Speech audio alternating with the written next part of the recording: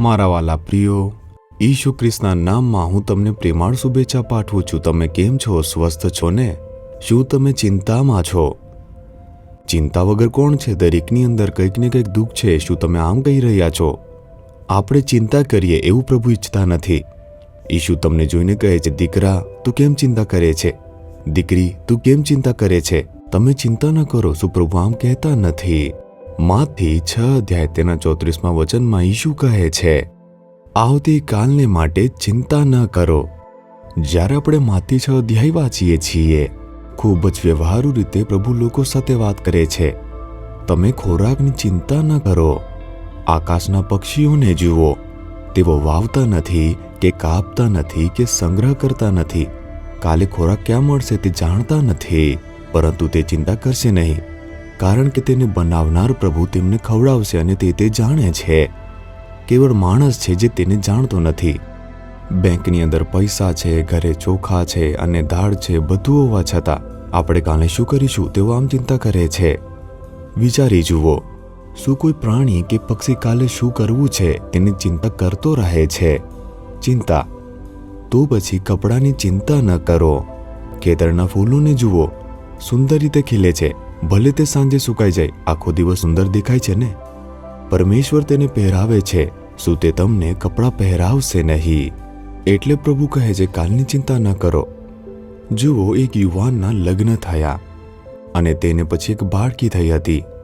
તે ખૂબ જ ચિંતિત થઈ ગયો, ચિંતિત અને દુઃખી, અને તે હંમેશા ચિંતા અને દુઃખથી બોલતો હતો.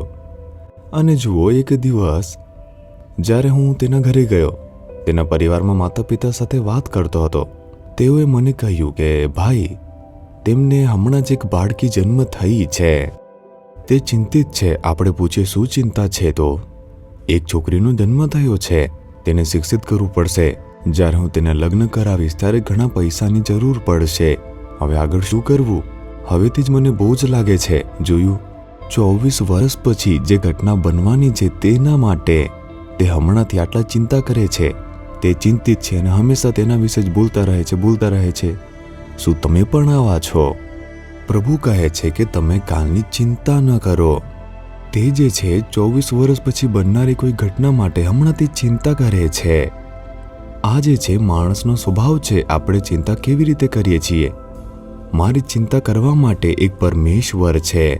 તે મને પ્રેમ કરે છે, મારી સંભાળ રાખે છે, બાબતોની કાળજી રાખે છે. તે મારી જરૂરિયાત પૂરી કરે છે. આપણી પાસે આ વિશ્વાસ નથી. તમારે વિશ્વાસમાં અભાવ હોવાથી તમે ચિંતા કરો છો. પ્રભુ કહે છે કે તમે કાલની ચિંતા કેમ કરો છો? શું આ સમસ્યા તે કાલે આવી જશે? શું કાલે કામમાં આ સમસ્યા આવી જશે? શું કાલે મારો વ્યવસાય તે આવો થઈ જશે? હાલની જે અર્થવ્યવસ્થા છે તે આવી છે. પરિસ્થિતિ આ પ્રકારની છે. આવા કાયદાઓ તે પસાર થઈ રહ્યા છે. આગળ શું થશે? શું કંઈ થવાનું છે? તમે શા માટે તેની ચિંતા કરી રહ્યા છો? તે કાલે આવશે, પણ કાલે જોઈ લઈશું. કાલની ચિંતા ન કરો. શું તે દરરોજ ખવડાવતા નથી? જ્યારે પ્રભુએ સેવા કાર્ય માટે મને બોલાવ્યો, મેં 1974માં સેવા કાર્ય માટે પ્રતિબદ્ધતા વ્યક્ત કરી. જ્યારે તેમણે મને સેવા કાર્ય માટે બોલાવ્યો, મેં કહ્યું કે હે પ્રભુ, જો મને 50 પૈસાની જરૂર હોય તો હું કેવળ તમારી પાસે જ તે માંગીશ. હું માત્ર તમારા પર વિશ્વાસ અને આધાર રાખીશ. હું માતા પિતાને પૂછીશ નહીં. હું કોઈ પણ વ્યક્તિને મને પૈસાની સમસ્યાનો સામનો કરવો પડે છે એમ પૂછીશ નહીં. તમે જવાબદાર છો. પ્રભુએ કહ્યું, ઠીક છે, હું તેની જવાબદારી લઈશ.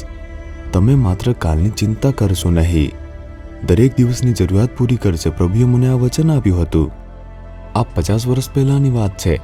તે વચનમાં મેં વિશ્વાસ રાખીને હાથમાં કેવળ એક બાઇબલ લઈને સેવા માટે આવ્યો. મારા પિતાએ કહ્યું કે તેઓ મિલકતમાં મારો હિસ્સો આપશે. મેં કહ્યું, મને હવે તે જોઈતું નથી. ઈસુ પૂરતા છે. મેં તેમનું વચન માન્યું અને તેમની સેવા કરવા માટે આવ્યો. અને આજ સુધી તેમણે મને શર્મિંદા થવા દીધો નથી, વસ્તુઓ માટે હાથ લંબાવવા દીધો નથી. તેમણે મને એવું કહેવા મજબૂર કર્યું નથી કે હું ખોરાક માટે સંઘર્ષ કરું છું.